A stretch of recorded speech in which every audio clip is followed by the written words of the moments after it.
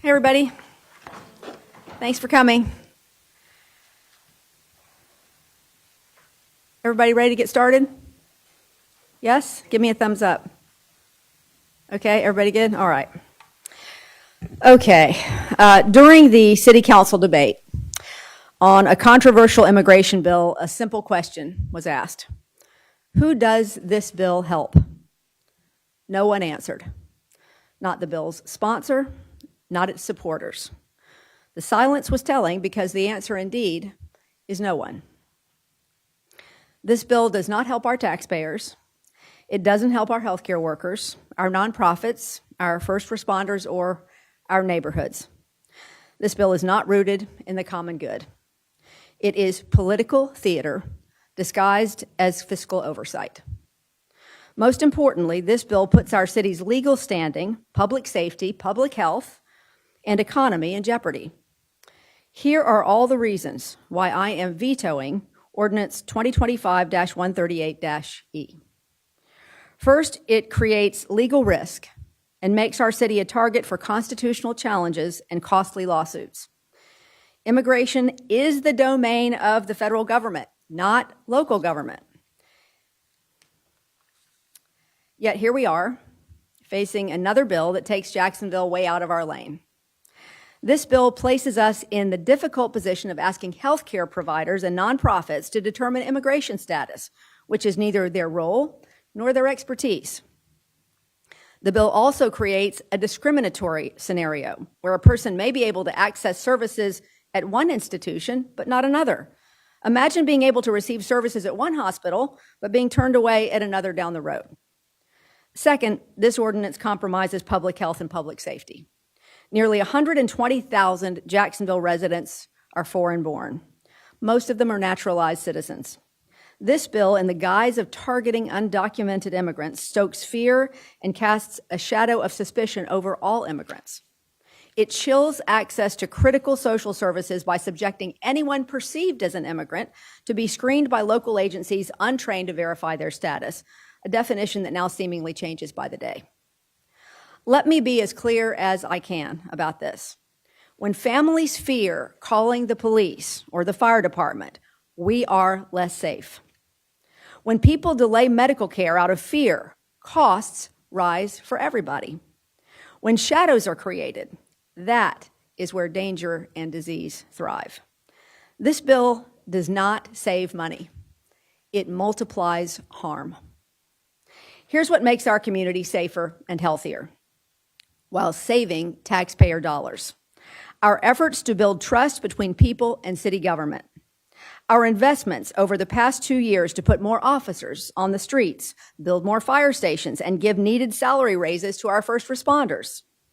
Our programs to get more people signed up for health insurance and provide care pathways for those who don't have it.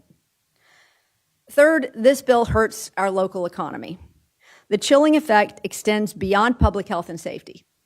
Immigrants continue to contribute to our economy. They pay taxes. They work hard. They invest in our city. They are entrepreneurs. They are raising U.S.-born children. When immigrants stay home, we lose valuable parts of our workforce. Local small businesses suffer and sales tax revenues decline. Fourth, the bill invents a problem and offers a false solution to sow fear and division. Council members offered no data, no fiscal estimates, and no examples of abuse of city dollars to justify this bill.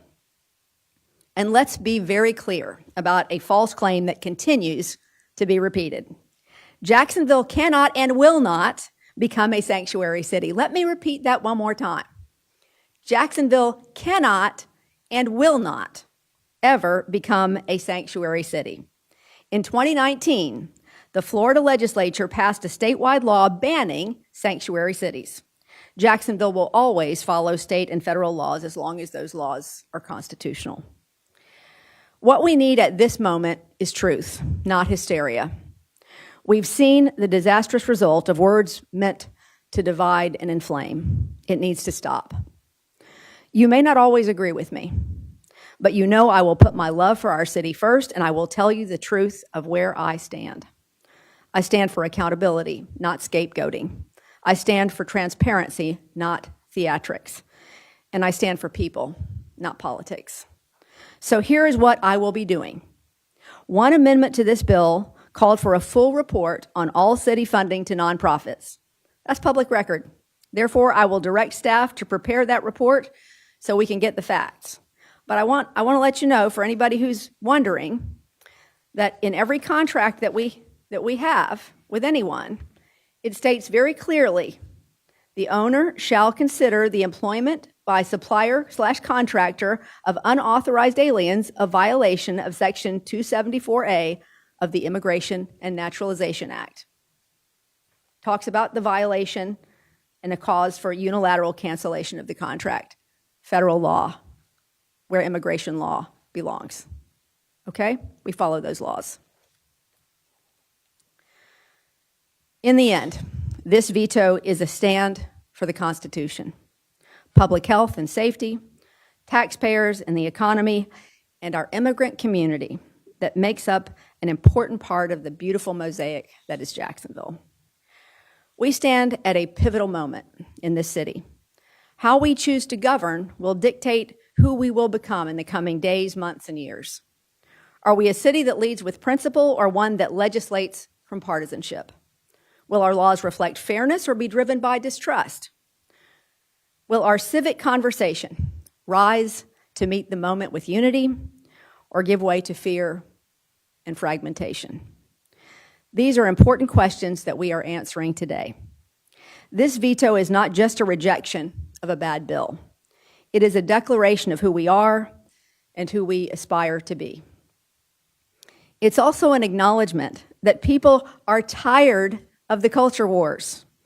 A recent UNF poll found that only 2% of our citizens felt this issue rose to the top. They want us to focus on the issues impacting their daily lives here in our local government, like their ability to afford a home. I believe we can be better when we do it together. I really do. So I want to thank that bipartisan group of city council members who voted against this bill the first time. I ask you to stand with us once more. I also want to express my gratitude to Randy White on his last council meeting as president. Even though we have disagreed, and we've disagreed many times, we have always worked together to find common ground, and not one cross word has ever been said between the two of us. He has worked like a statesman, and I appreciate him very much. That's how we've pushed some big rocks across the finish line in this city, like hopefully this wonderful UF vote that we're going to have tonight. Because we put our love for our city first, this is why we've been successful. Love has to come first, our love for Jacksonville. I look forward to continuing the momentum that I have shared with this council, with Council President Designate Carrico. In closing, I want to start where I began. As the City Council considers my veto decision this evening, please ask yourself, one more time, who does this bill help? If the answer is still silence, I hope you will listen. And now I'll take your questions. Mayor, local station. Councilman Diamond also responded in a statement saying, with regard to the veto, he said in part, quote, "We absolutely will not give up the fight. I will put this same bill in this year's budget." Any thoughts on that? No. No, I don't have any thoughts on it. Jake, you know what? A lot of things are said. I'll deal with that when it comes. There are, as I've said so many times, I have deep respect for this council, and there are so many people on this council that work so beautifully to try to move our shared priorities forward. Then there are some that simply throw inflammatory statements and words out there simply to further a political purpose. Not many, but I just am not going to spend my time and effort responding to the flailing. I'll deal with it, whatever comes. cities. That will probably come up in the debate tonight. So can you, how do you distinguish your position that this is, that you do not support sanctuary cities with the criticism that this does open the door to Jacksonville becoming a sanctuary? Because David, I've just explained to you how it doesn't.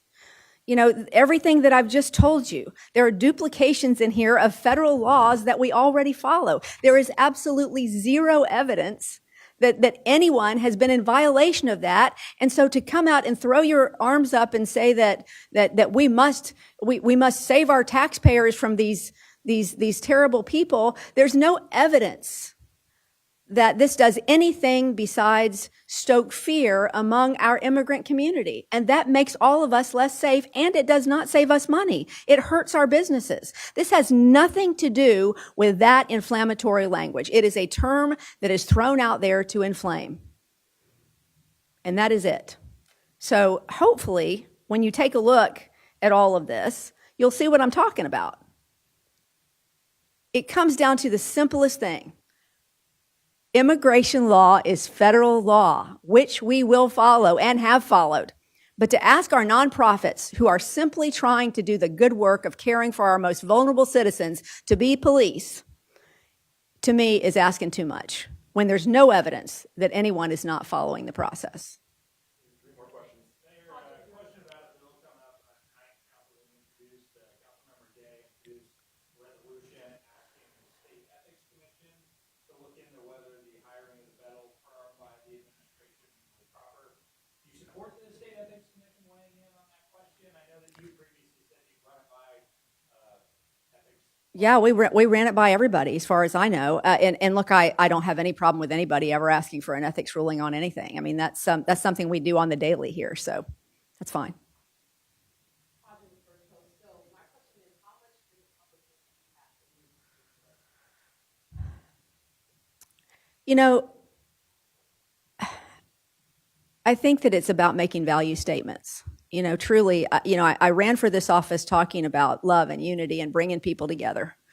I am so, just like so many of our citizens that I've heard from, I'm so exhausted from the fear mongering. I really am. You know, of I do my very best not to get dragged into these culture wars because they don't belong in local government. They really don't. But sometimes you have to stand up when something is so clearly going to do damage to your citizens, to small businesses, to the health of your citizens, to the safety of your citizens.